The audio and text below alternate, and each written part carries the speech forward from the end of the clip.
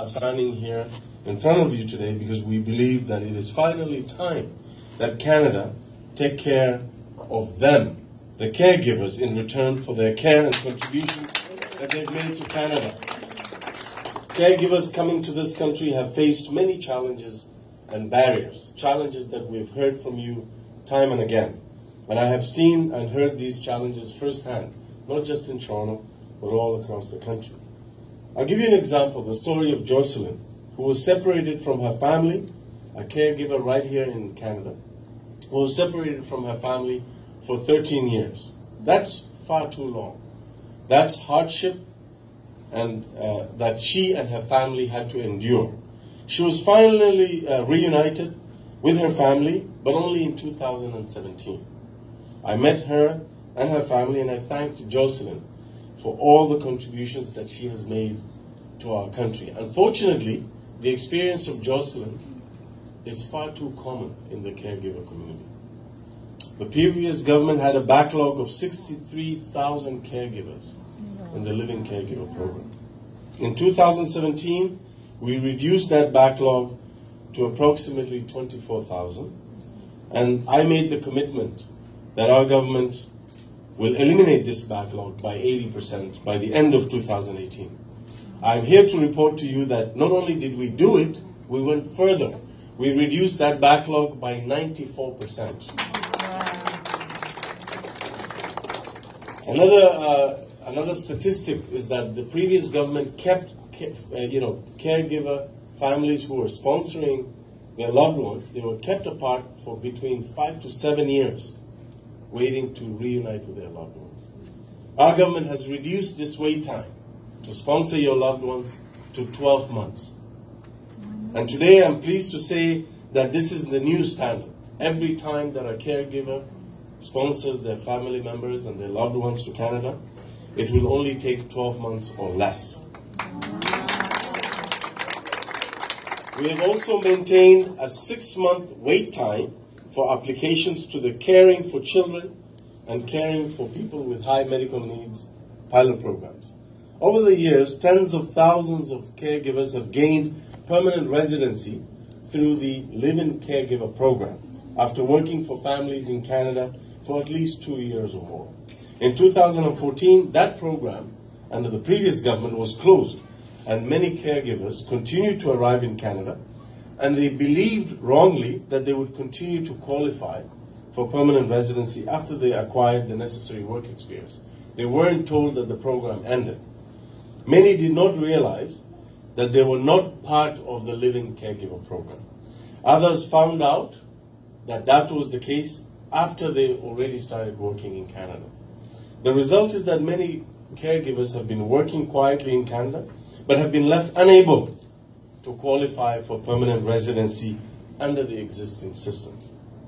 Well, I can tell you, not just me, but our colleagues Michael, Rob, Salma, and many others in our Liberal government, we heard you loud and clear across the country, and we heard you when you said that this situation had to change. So today we're taking action to help those people as well who are caught in the limbo of the not existing Living Caregiver program. As you know, the Caring for Children and Caring for People with High Medical Needs pilots will expire later this year.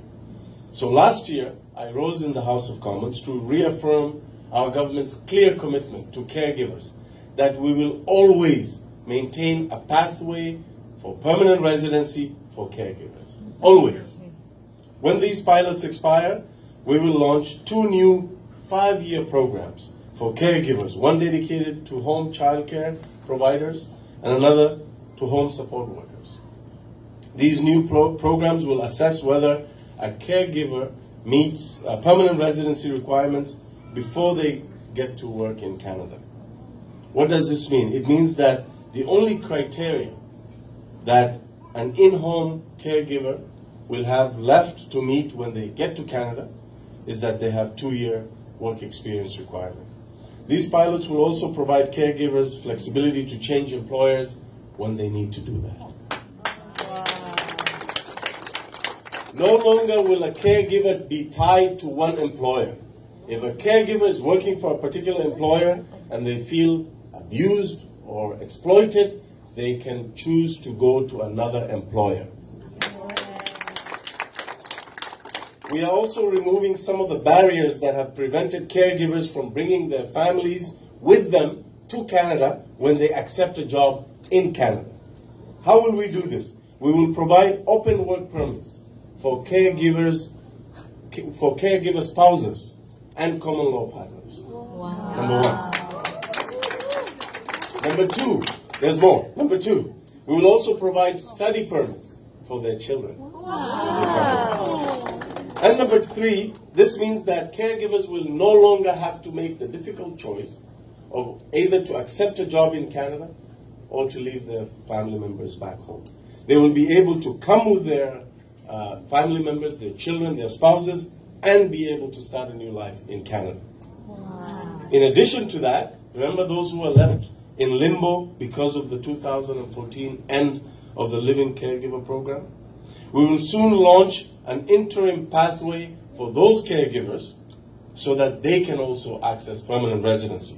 This will open on March 4th until June 4th. This program will offer many caregivers in this very vulnerable situation an immediate pathway to permanent residency. And I want to take this opportunity to thank all the caregivers, not only the ones here today, but all the caregivers in Canada who are watching, because they help take care of our loved ones. You have given so much to Canada, and we want to thank you.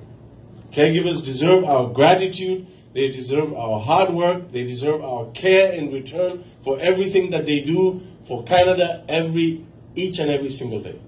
For caregivers such as Jocelyn and caregivers coming to Canada in the future, this will be a promise.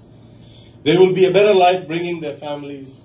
They will have a better life bringing their families to Canada, their children with them. And they will always have a new path to becoming a permanent resident in Canada.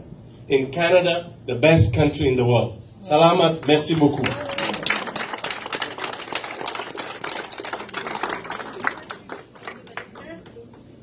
I'm happy to take any questions. Sorry, go ahead.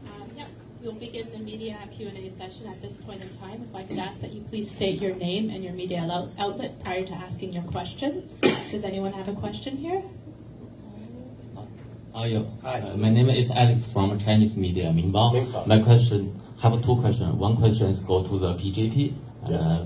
So, please update the PGT program. I see you received the 27,000 forms, but I know it's about 100,000 applicants try to apply for this one. So how to deal these applicants who cannot successfully submit the forms? Well, the second question is go to the Ontario immigrant program. I know Ontario government requested to about 7,600 immigrants number. So did you approve or not? Thank you very much. I'll answer the first question first. In terms of the parent-grandparent program, it's a very popular program. When we came into office, we had only 5,000 spaces available for parents and grandparents to be sponsored to Canada. We promised to double that number to 10,000, we did. And then we doubled it again to 20,000. Yes, the program continues to be popular. We'll continue to do what we can to meet that demand. However, we've increased the spaces 4 times, quadrupled the number. In addition to that,